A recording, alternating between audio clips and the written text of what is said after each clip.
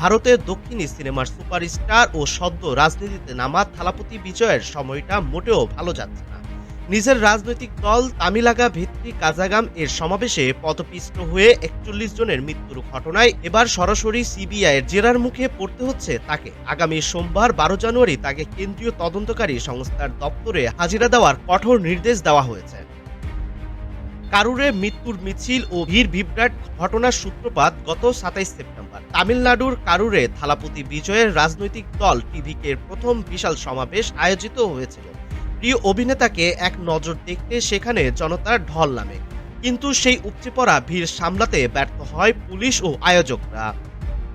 পরিস্থিতি নিয়ন্ত্রণের বাইরে চলে গেলে ভিড়ের চাপে পদপিষ্ট হওয়ার ঘটনা ঘটে। এই মর্মান্তিক দুর্ঘটনায় নারী ও শিশুসহ ৪১ জনের করুণ মৃত্যু হয় এবং গুরুতর আহত হন শতাধিক মানুষ।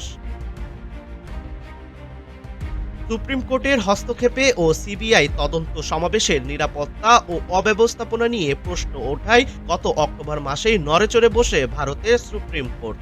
বিচারপতি জে কে মহেশ্বরী এবং এনভি আঞ্জেরিয়ার সমন্বয়ে গঠিত বেঞ্চ ঘটনার গভীরতা বিবেচনা করে তদন্তের ভার সিবিআইয়ের হাতে অর্পণ করেন। তদন্ত প্রক্রিয়া স্বচ্ছ রাখতে সুপ্রিম কোর্টের অবসরপ্রাপ্ত বিচারপতি অজয় রাস্তোগির নেতৃত্বে ৩ সদস্যের একটি উচ্চ পর্যায়ের কমিটিও গঠন করা হয়েছে, যেখানে রয়েছেন ২ জন দক্ষ আইপিএস অফিসার।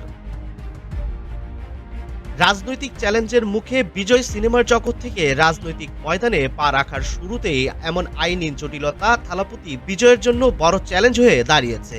সিবিআই মূলত তদন্ত করতে চাইছে সেই দিন আয়োজনে নিরাপত্তা ব্যবস্থায় কি ঘাটতি ছিল এবং আয়োজক হিসেবে বিজয়ের দলের দায় কতটুকু। আগামী সোমবার কেন্দ্রীয় তদন্তকারী সংস্থার মুখোমুখি হয়ে বিজয় নিজের অবস্থান কতটা পরিষ্কার করতে পারেন, এখন সেই দিকেই তাকিয়ে গোটা ভারত।